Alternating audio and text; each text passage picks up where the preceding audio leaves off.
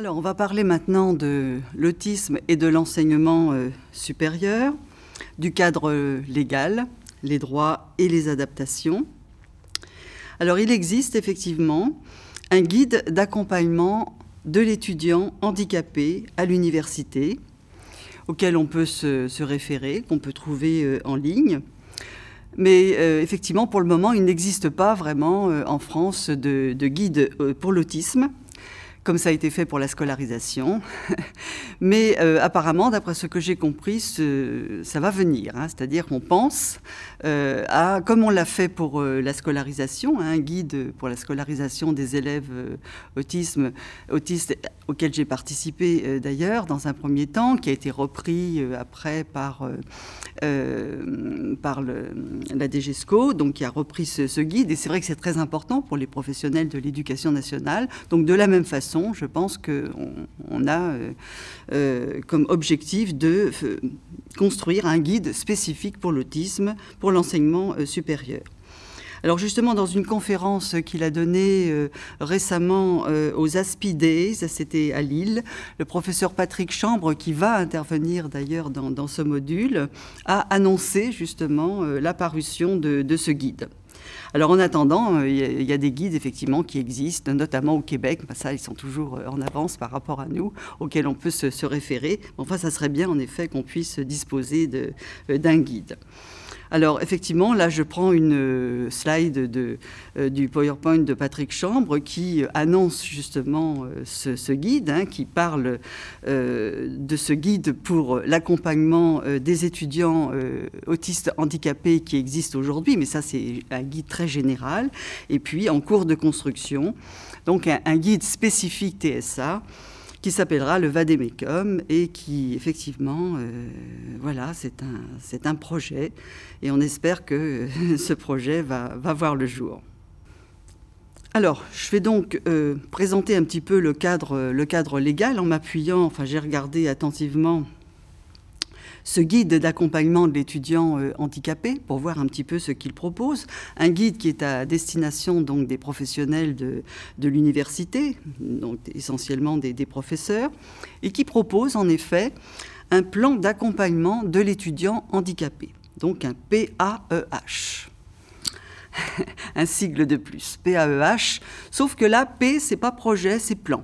Un plan donc d'accompagnement pour les étudiants handicapés, qui correspond un petit peu au PPS pour la scolarisation. Alors, dans ce guide, alors je vais revenir bien sûr sur ce plan d'accompagnement des étudiants handicapés. Dans ce guide, on trouve aussi un certain nombre de catégories de handicap qui sont citées. Et l'autisme apparaît, à un moment donné, dans ce guide général, dans la catégorie troubles intellectuels et cognitifs. Bon, alors là aussi on pourrait discuter, mais enfin bon, je ne vais pas trop m'attarder là-dessus. On a vu l'histoire du trouble, etc. Alors ça serait plus un trouble cognitif, bien sûr, et ça serait bien d'ailleurs de distinguer trouble intellectuel et trouble cognitif, que de les rassembler dans une même catégorie. Enfin bon, voilà, ça c'est encore un autre problème.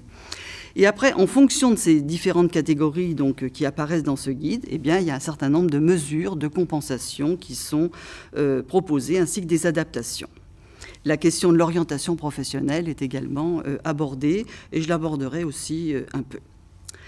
Alors, pour ce qui est des droits des étudiants handicapés dans ce guide, le guide rappelle bien sûr la loi du 11 février 2005, c'est important de la rappeler, la loi sur l'égalité des droits et des chances, la participation et la citoyenneté des personnes handicapées. Et dans cette loi, la France défend en effet ce qu'elle appelle l'accès à tout pour tous, ce qu'on appelle le principe d'accessibilité. Donc c'est vrai que c'est important de rappeler ce droit.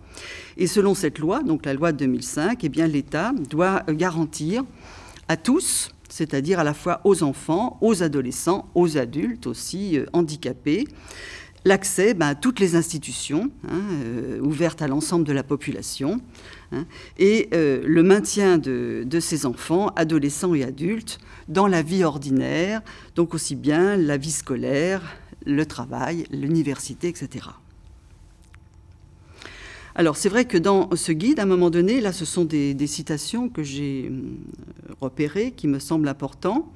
On remarque que proclamer, parce qu'on parle de droit à compensation, bien sûr, pour ces étudiants, si on veut les accueillir en milieu ordinaire, il faut, comme on le fait pour la scolarité, ouvrir un droit à compensation, avec des financements, bien sûr, liés à la perte d'autonomie. Eh bien, reconnaître ce droit, proclamer ce droit à compensation, comme il est dit dans ce guide, c'est reconnaître l'existence d'inégalités de fait, d'écarts originels de situation, afin de retenir des mesures spécifiques pour mieux réaliser l'objectif d'égalité. Donc on a bien conscience là qu'il y a des inégalités de fait, et que si on veut satisfaire à ce principe, enfin appliquer ce principe d'accessibilité, eh bien il faut mettre en place des mesures spécifiques qui permettent justement à ce principe d'accessibilité de pouvoir se réaliser. Alors là, c'est une autre citation. De même que la loi reconnaît aussi le droit à la scolarisation au sein de l'éducation nationale, eh bien, elle reconnaît le droit à l'enseignement supérieur et prévoit des modalités d'accueil des étudiants handicapés dans l'enseignement supérieur. Alors notamment, il y a un article qui est cité dans ce guide, qui est l'article 20 de la loi de 2005, qui rappelle que, je cite, « Les établissements d'enseignement supérieur inscrivent les étudiants handicapés dans le cadre des dispositions réglementant leur accès au même titre que les autres étudiants et assurent leur formation en mettant en œuvre les aménagements nécessaires à leur situation dans l'organisation, le déroulement, l'accompagnement de leurs études ».